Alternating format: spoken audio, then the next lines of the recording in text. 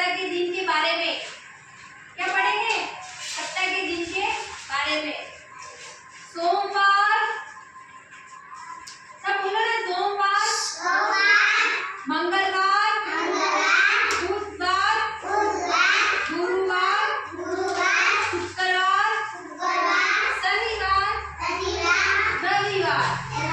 वापस बोलो, सोमवार, मंगलवार, बुधवार, गुरुवार, शुक्रवार, शनिवार, रविवार।